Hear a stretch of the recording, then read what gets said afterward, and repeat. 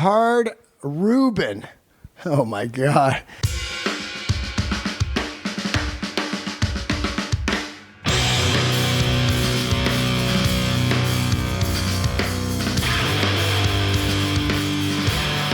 Hey everyone, welcome to episode 9 of Hard Reuben's Force-Fed Cafe. I'm Hard Reuben, and this episode I'm joined by music producer and health entrepreneur Rob Shallcross. Rob has worked with some of the greats in metal: Devin Townsend, Brendan Smalls, Deathclock, Gwar, Zimmer's Hole, Meldrum, Canadian punk legends The Dayglow Abortions. He's produced everything from metal to rap and has a solid reputation in the industry. Rob also doubles as the manager for legendary metal drummer Gene Hoglan, who's played in such notable acts as Dark Angel, Death, Testament, Deathclock, Meldrum. He's known as the Atomic Clock. He's a go-to guy for bands that need someone behind the skills. He's been behind the drums for Anthrax on occasion. Rob Shallcross is ever busy making sure Gene always gets what his career needs. And Rob's a firm believer that people in music and heavy metal are more than just people passing on the road, but in fact, we're part of one big community. He spent more than his share of time on the long slog that is touring, and he recently started to look at how he and others like him, including me, can continue to maintain the punishing grind we put ourselves through. That led to Rob the Entrepreneur, heading up High on Life Superfoods, a hemp-based, all-natural, vegan superfood that's changing the way many of us look at our health. But I'll let him tell you more. Here's our conversation. Hello. What are you wearing? Do you really want to know? Not really, no. Yeah. Trust me, you don't. Are you sitting around in your underwear? Oh, God, no. It's way worse than that. Oh, Jesus. This isn't like that time you shit yourself and you just took your clothes off and threw them in the garbage. I'm sure you're recording this, so I'll just tell you this. I am wearing a cape. Well, that's because you're a superhero. I'm a super pimp. How's it going? It's going good, man. I'm feeling great. I'm working out every day. I played drums for 4 hours with 2 different people last night. Went to the gym today. We've been working my ass off. I'm inspired. Got lots of music stuff going on. Got a lot of high and life stuff going on. Feeling grateful. Feeling positive. The urge to kill is going away slowly. So it's not as bad as it once was. Is that what you're saying? Yeah. Like kind of a choose your own adventure, Some motherfucker, plays a certain hand. Well, then he's going to get the old me, But hopefully that doesn't have to happen, right? So you're correct. I'm recording. You knew I would be. Let's start with you introducing yourself. Introducing myself. My name is Rob Shallcross. Some people know me as the Wizard. I'm a music industry professional who's known for working with heavy metal legends like Devin Townsend, Gene Hoglan, Gwar. I'm also Gene Hoglan's manager. I produced his latest behind-the-scenes DVD and co-directed it and did the sound. I also managed a legendary thrash band, Dark Angel, and I am president of High on Life Superfoods, which is a hemp-based superfood company. Supplements, immune boosters, energy bars, meal replacement type things, proteins, greens, formulas. You pretty much just did my job for me, and that's the podcast, folks. Yeah, sorry. Yes, as you said, you are a music industry professional with lots of experience producing bands, managing acts, and you have recently gotten into the health food, what is it, industry game? Yeah, it's not recent, but it's recent that I've turned it into a business. A lot of friends and clients of mine have have had health issues or addiction problems in the past. And my current business partner and myself have helped them kind of turn that around, with the help of some other folks, very knowledgeable folks. And I've kind of been doing it for, myself as well, over the past decade. So now it's a business endeavor instead of just a hobby. High on Life Superfoods, you have very kindly been sponsoring this podcast, but you and I have a history. We go back about 27 years. Yeah, at least, eh? To the early days of Rob Shallcross and his drumming and his music and what he was up to. So let's talk a little bit about those days. Those were crazy, crazy days, as you know. And were we one of your first interviews on your radio show back then? You were, in fact, one of the first interviews that Topon and I did for the radio show Force Fed, and it was, by and large, one of our more entertaining interviews. Yes, I briefly remember, and I remember finding the Crumbsuckers Life of Dreams vinyl at your radio station too at one point. Yeah, so back in that time, you were in a band. This is where I met you. You were in a band. I don't know how long you had been in Ottawa. You'd moved from Winnipeg, correct? Yes. Yeah, and you were in a band called Matricide. And Nefarious, yeah. Were you in both at the same time? I thought Matricide had folded before you'd gone into Nefarious. It was first Matricide, and that's how I met Nefarious, because we were all jamming at the same jam space. And I was actually living at the jam space, and those guys were feeding me beer and pizza to be the watchdog of the space, because they had some issues with people coming in there and robbing and trashing stuff. So that was pretty interesting times. But I met them through that jam space, and then we started sharing a jam space with them, and I started playing drums for them. And we did a recording.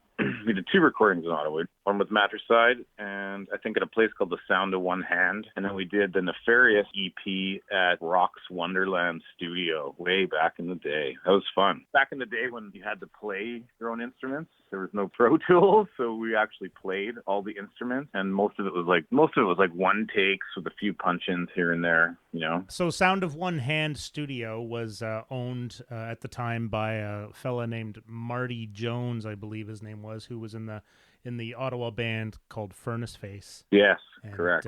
He at some point in the history of that band had left to focus on the studio, and that's sort of around the time that you guys had gone in to record that.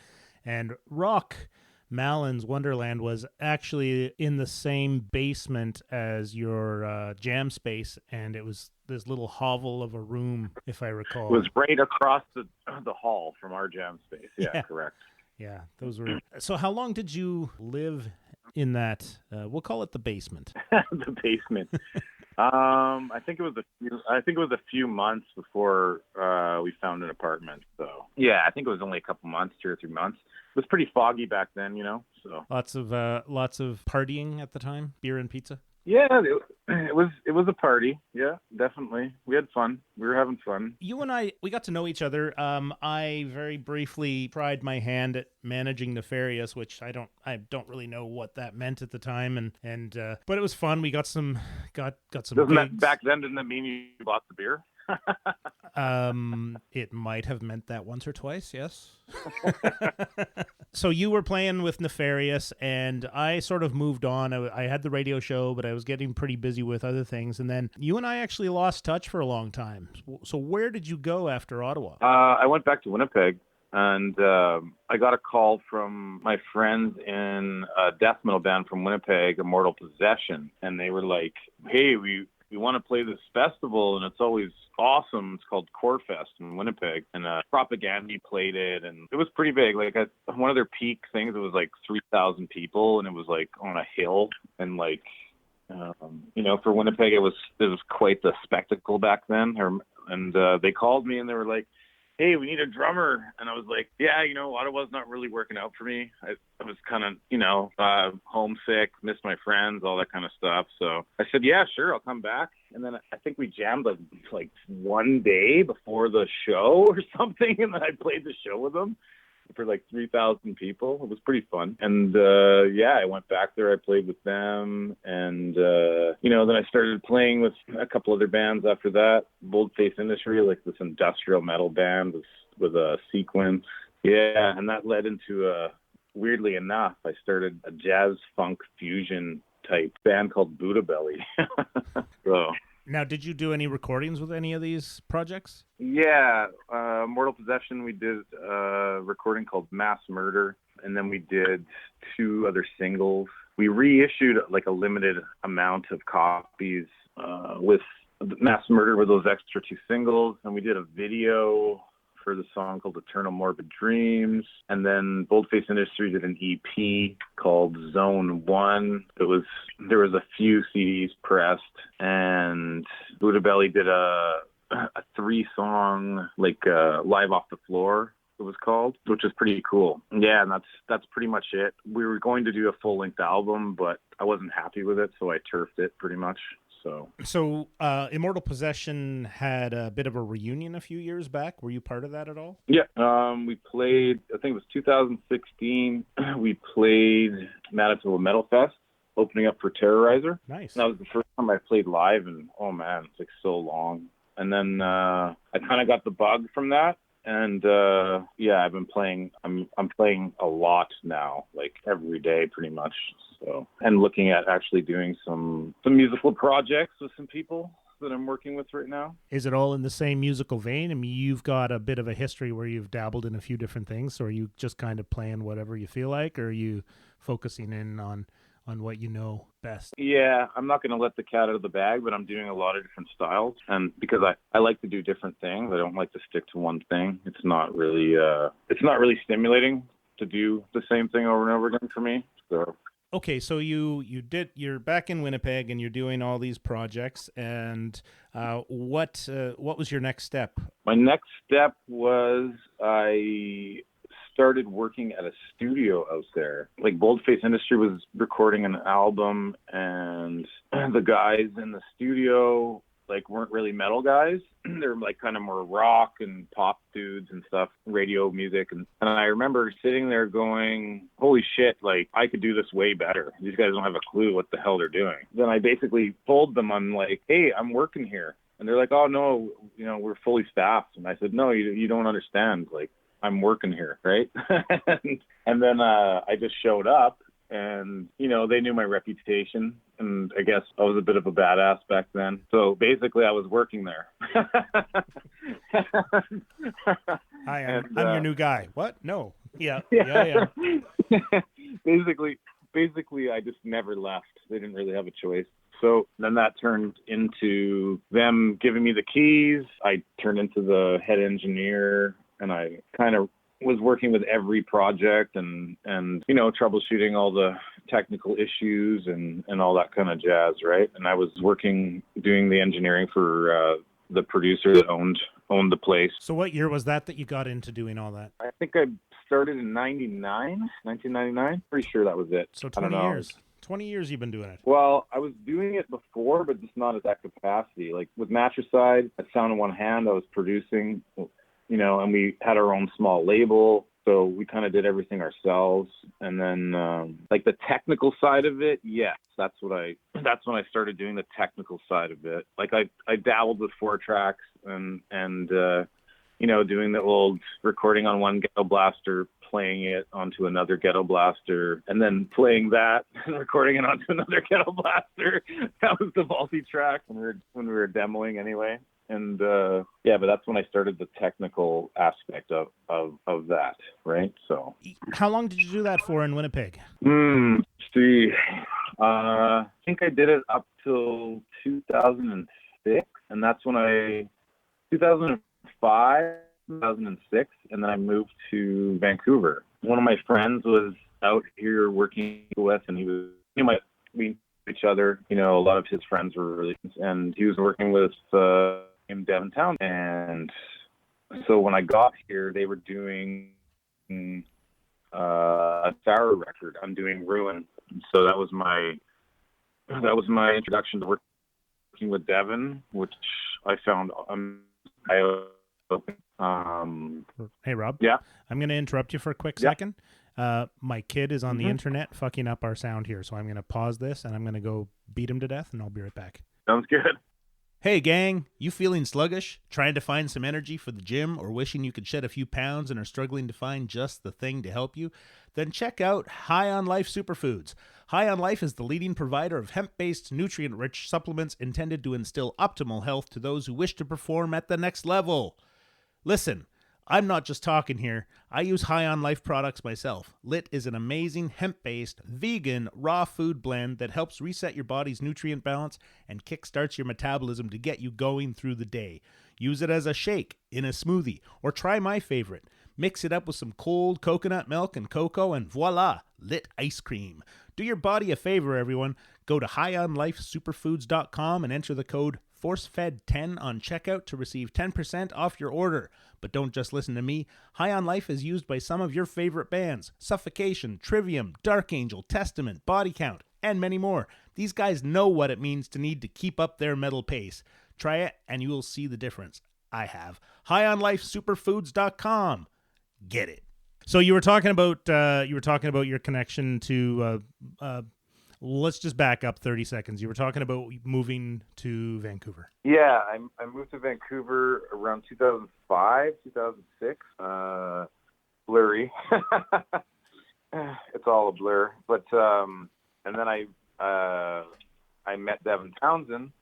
We worked on the Darkest Hour record, Undoing Ruin, and that was a very cool experience, eye-opening. And then I continued to work with Devin on the Strapping Young Lad record, The New Black, the last record that Strapping did.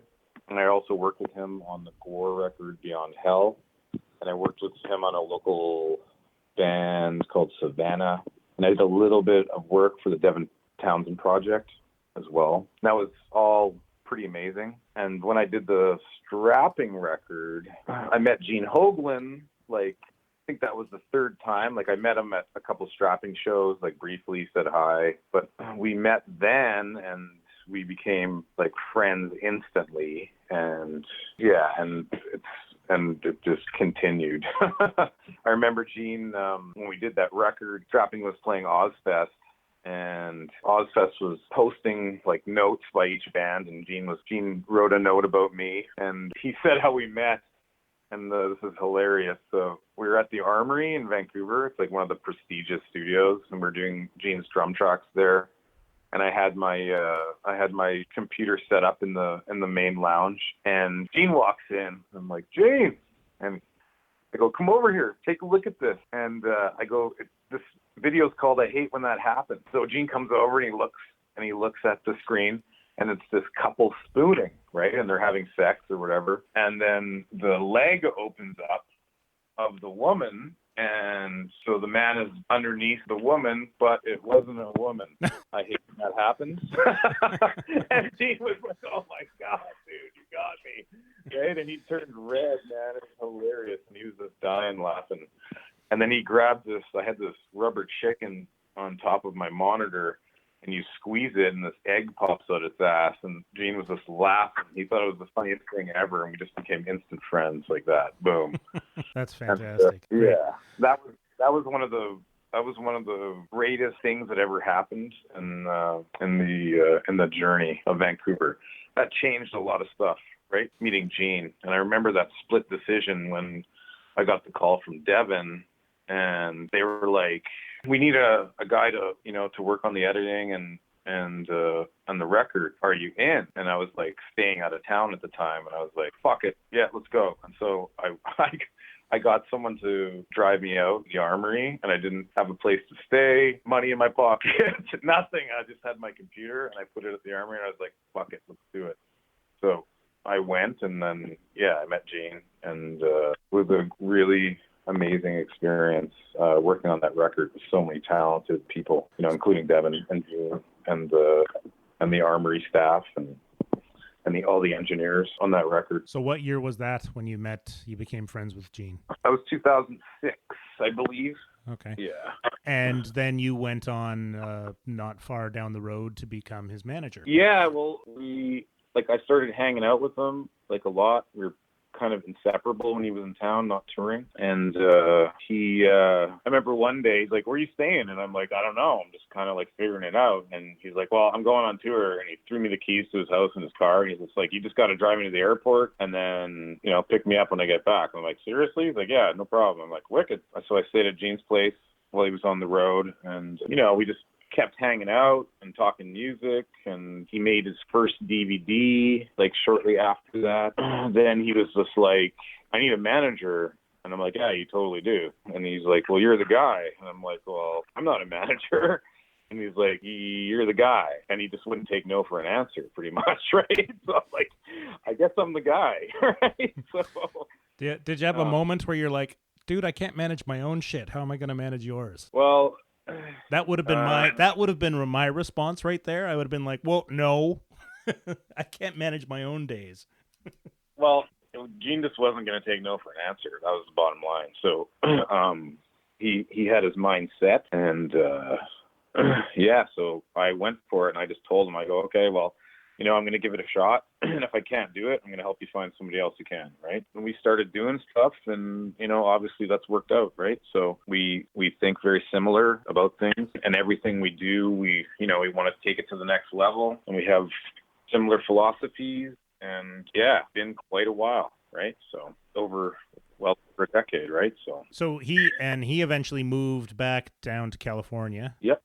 You spent some time in Victoria. Yeah, I moved to Victoria for about 4 years just to get away from Vancouver because it's crazy. And I was doing a lot of management and, and mixing and remote, so I didn't really have to be in a city. And a couple of my family members were living in Victoria, and and I went to my uncle's wedding, which was 20 years ago or something. Yeah, it was about 20 years ago now. And I was like, oh my God, I want to live here. This city is beautiful. It's amazing. I couldn't do it because I had to be in a big city with big studios, all that stuff we were doing, right? And then when I got more to the management side, when I was working with Gene and then Dark Angel as well, I was able to kind of move around, right? So I tried it out, and I really loved it. That story, I mean, if we ended this conversation right now, that's actually that is a good story. You started off in bands in Winnipeg, moved around a bit, played in a bunch of bands, did a bunch of projects, found yourself in a music studio, participating and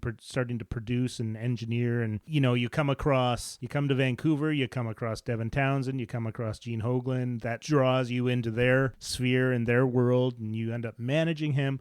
That right there is a great story. Mm-hmm. But and this is this is where it gets kind of bizarre and cool and awesome all at the same time. And I'm gonna reference some conversations I've heard Gene have in other interviews where he was talking about, he was married and his wife was sort of saying, hey, I'm a little worried about your health, and she's like, you need to fix that. And he's like, okay, that's the sign of a good husband right there. Okay. Yeah, no doubt. And then she's absolutely amazing, and she has done wonders for him. So, and this is sort of parallel to, I mean, your bubbles are so completely intertwined now. So you start basically, I don't know what the connection is between Gene starting to get healthy and Rob starting to get healthy, but it seems like it's pretty much in line. A couple times in this conversation, you talked about things were a little hazy. We know what that means in the 80s and 90s. It means we're all imbibing a little bit more than we ought to in various substances and juices and drinks, right? So no comment. So at what point did you sort of come to the realization that there's another path for you that's not just, down the rabbit hole, right? And what is the connection between Rob's journey and Gene's journey? It's similar but different. So, basically, Gene's doctor told him that he could change his lifestyle or drive his car off a cliff, and he had diabetes at the time. So it was a big wake-up call for him. And me being, his manager and his close friend, and his woman who loves him very dearly, we both kind of nudged him, and she was the one who got him to do it and made it happen. And my family was kind of they've been into, healthy eating and superfoods and supplements, and they kind of, got me into it. And, they were talking to me about it for a long time before I kind of jumped in. And I had a similar wake-up call. It's like I was in Vancouver, and, Vancouver's rainy, and there's a lot of people that grow weed and all that stuff. So I was living in a basement of my friend's house, and it was cheap, and I could record there. So I had a little studio in there, but I guess the tenants before were growing weed in there, and they weren't doing proper ventilation or whatever, and the moisture collect, and they had a mold problem in there. So this was like my first experience with black mold and my sensitivity to black mold, and basically I thought I was going insane. And so did everybody else, and I wasn't a big drug guy or party guy. I was like, I worked all the time. I was really into engineering and producing and all that kind of stuff. Everyone thought I was going insane and I was having all these health problems. That kind of led me to be forced to look at fixing that, right? So my dad, he came into my place and he said, there's something wrong with this place. You have to get out of here now.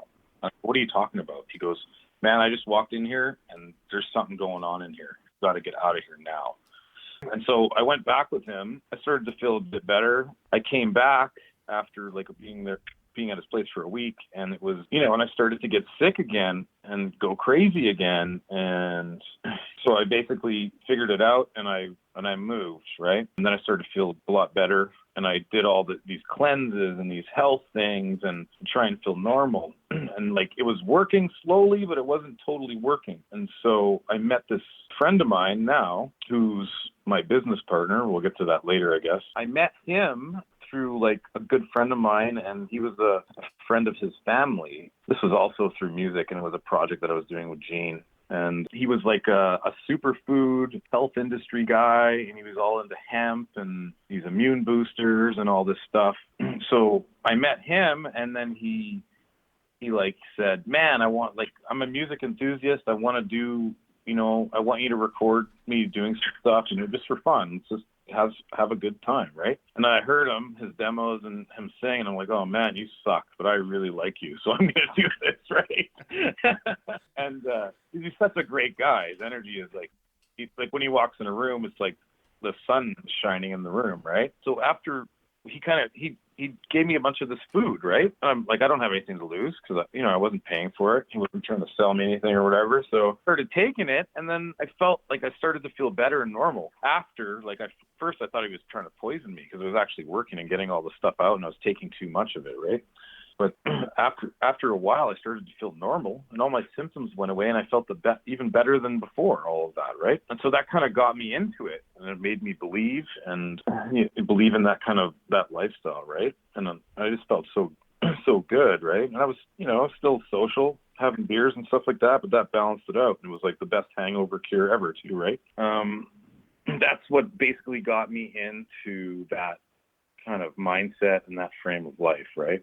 And then something my dad always told me, he was like, if you're gonna have a rock and roll lifestyle, you got to take better care of yourself than the average person to balance it out, right? And that stuck with me. I had a rock and roll lifestyle, not just socializing, but traveling and working 12 to 16 hours a day, for 30 days in a row and all that kind of stuff, right? Eating out and all that kind of stuff. So you got to kind of balance it out. So that's, kind of how I got into all that stuff.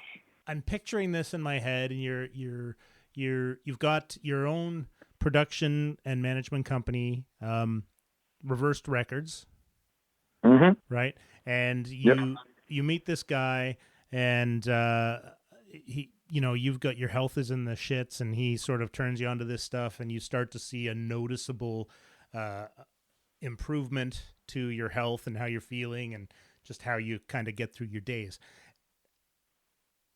Correct. When did you have the conversation? And I seem to recall a couple of conversations that you and I had over the last number of years where you were like, hey, you know what I'm thinking of? And you'd tell me, and I'd go, oh, that's interesting. And then the next time I'd talk to you, which would be, a year later, you're like, hey, you know what I'm thinking of?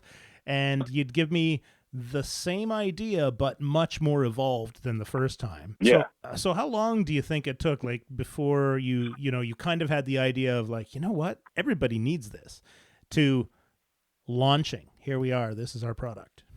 Well, I've been working on, for the people that don't know what the hell we're talking about, I started a superfoods company, hemp-based, called High on Life Superfoods. It was my current business partner, suggested, because like I said before, I was helping a lot of clients and friends with addiction problems and health problems kind of get back on their feet, through him and his products and his circle's knowledge, right? So I was kind of doing it anyway, and he suggested, man, we should get this into your circle. A lot of people could benefit from this, and it's, it's a good business and good karma, So I was like, you know what? And then we just started talking about it, and we had all these ideas and this and that. And then I came up with the name, High on Life Superfoods, and just the angle and all the names for the product. And that was like over 5 years ago.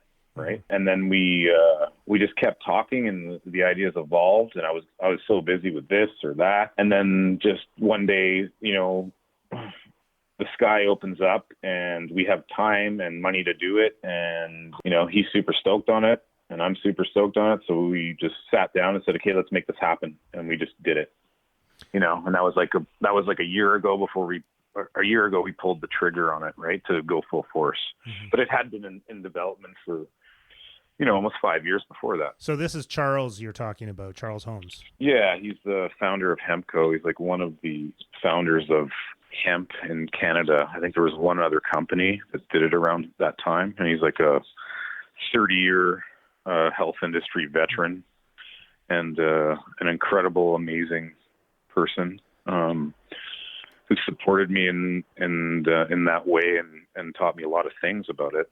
Right. He's basically a crazy, eccentric genius, which a lot of my friends are. So we launched in September. So it's been, a few months now.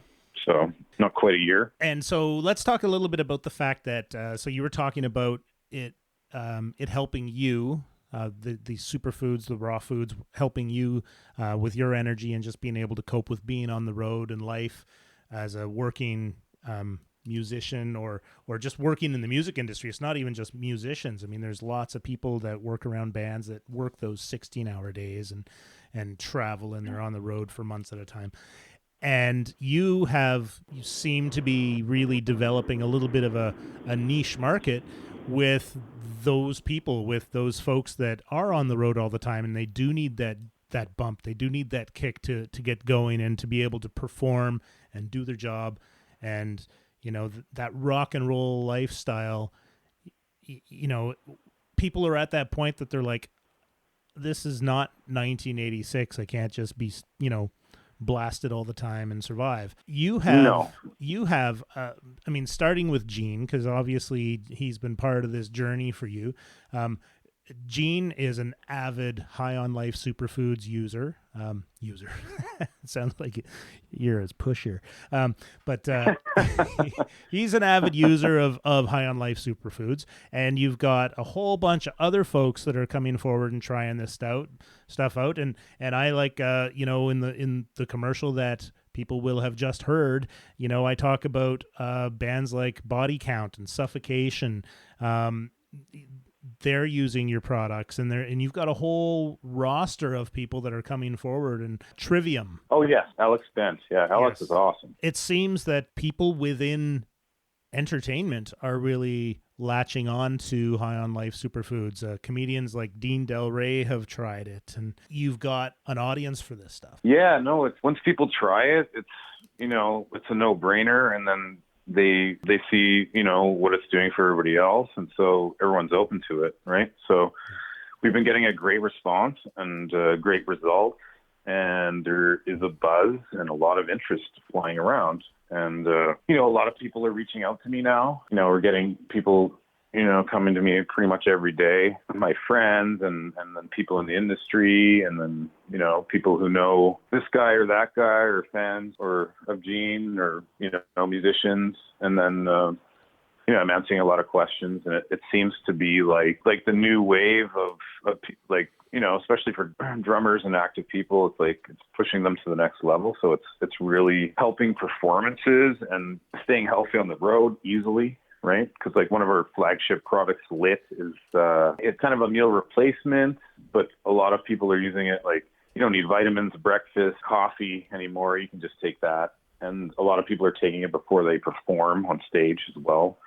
So sometimes twice a day. And then we have some other products, but it's just easy. You have a shaker cup, you add water to it, you let it sit for 10 minutes to rehydrate, you take it, and you're good. You know what I mean? And it kills your hunger cravings and gives you all the nutrients you need, so you don't have to do the fast food shit or pizza or whatever they're feeding you, you know what I mean? The garbage. You can stay healthy and focused, and you feel great, you know what I mean? So it's perfect for that lifestyle. So we're getting a lot of positive feedback and responses. You know, we got models.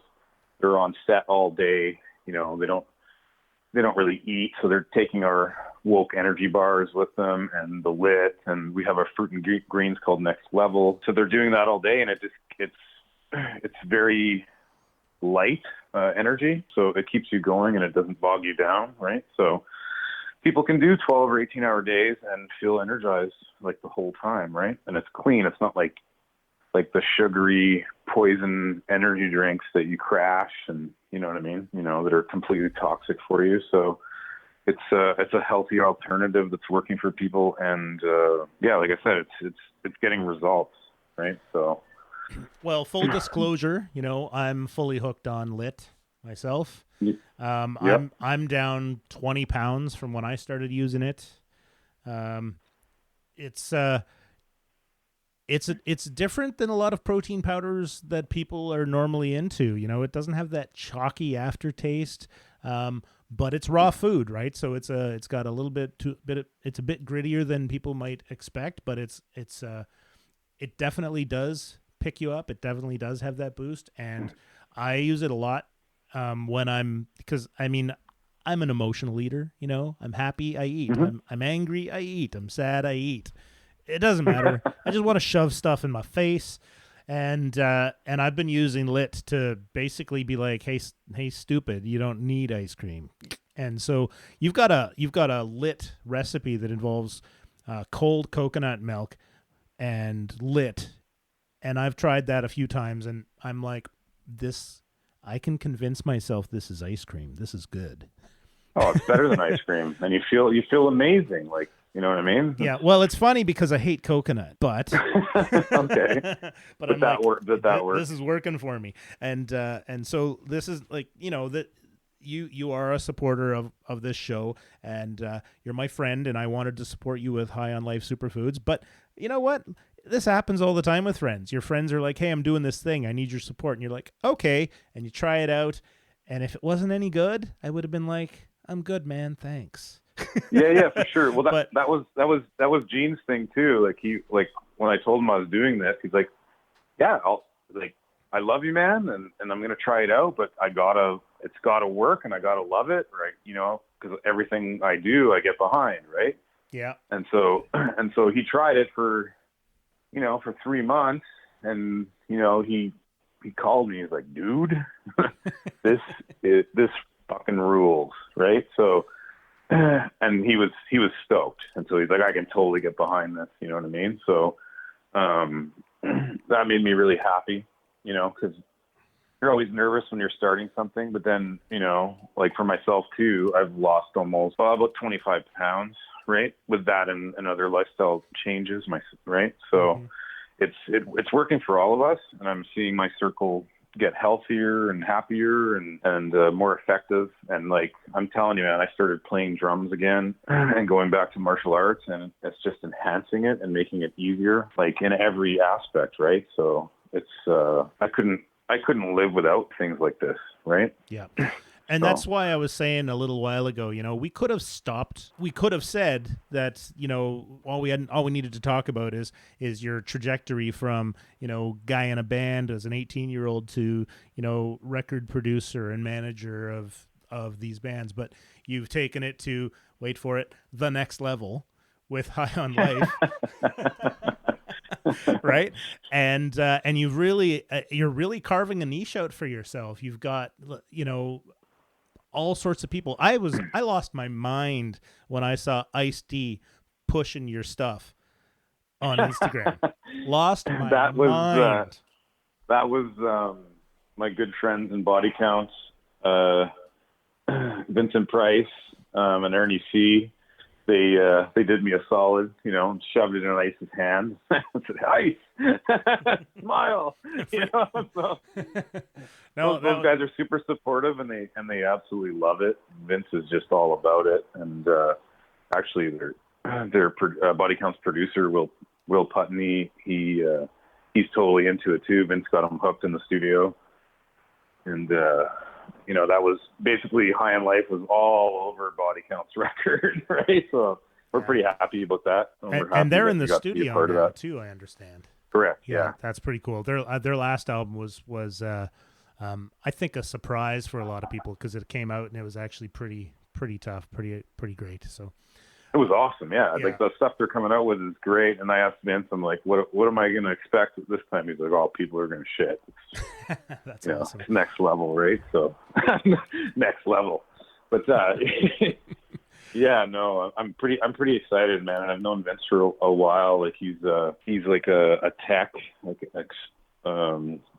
extraordinaire who works with all the big stars, right? He was just on tour with Ariana Grande, and I met him on tour with Death Clock. He was Brendan Small's guitar tech.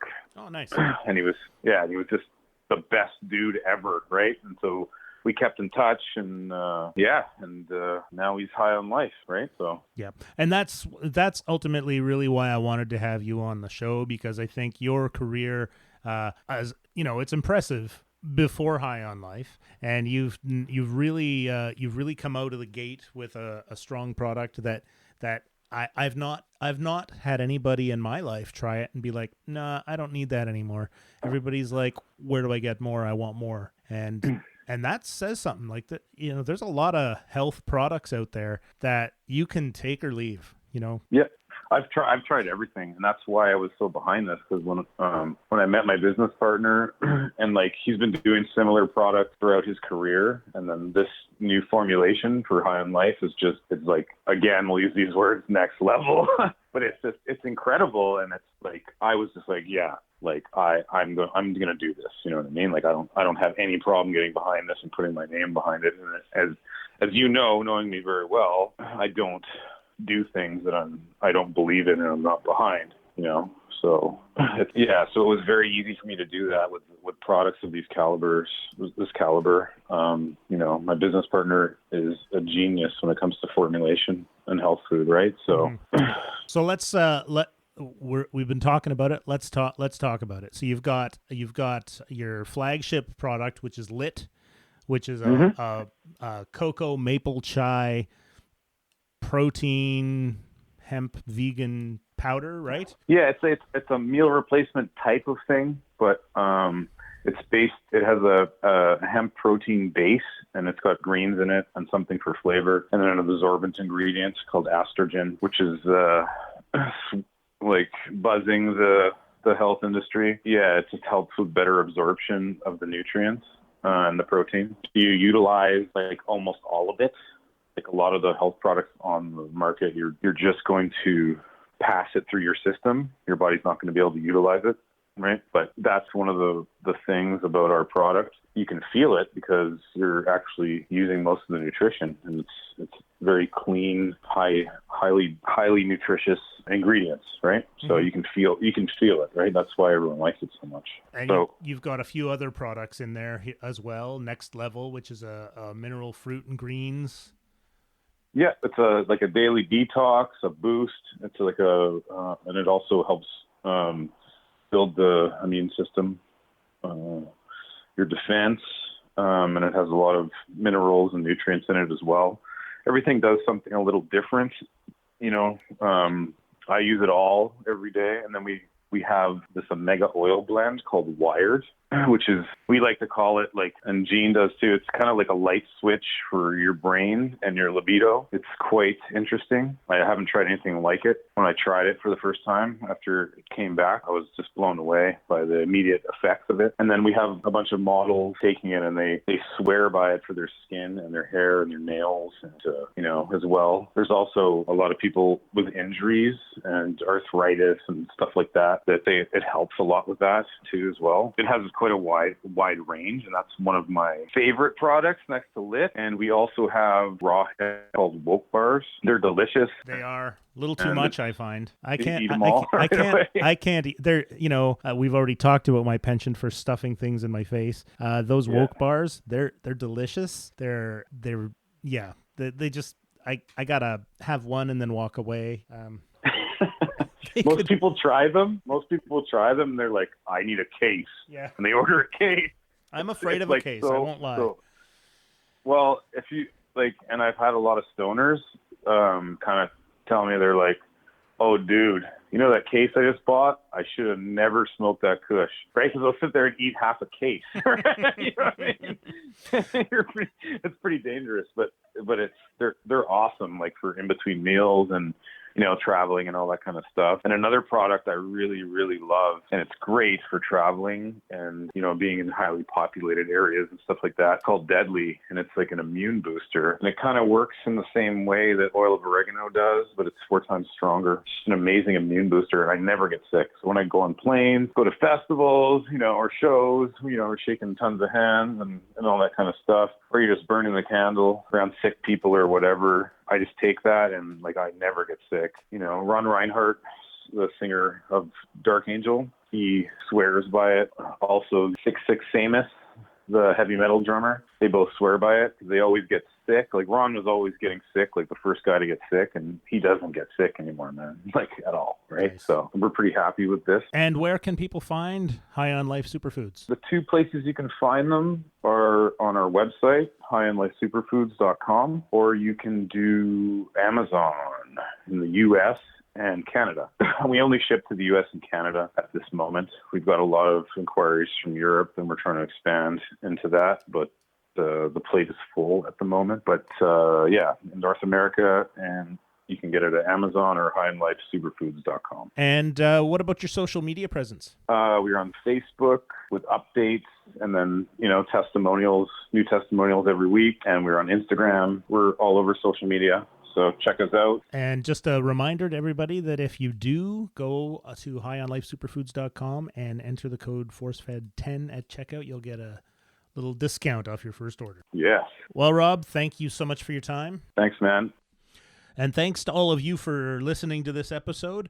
If you like this episode or any previous episode, please subscribe, leave a review, let me know what you think. Drop me a line on Instagram at HardRubenOfficial, and I'll talk to you next time. Thanks, everyone.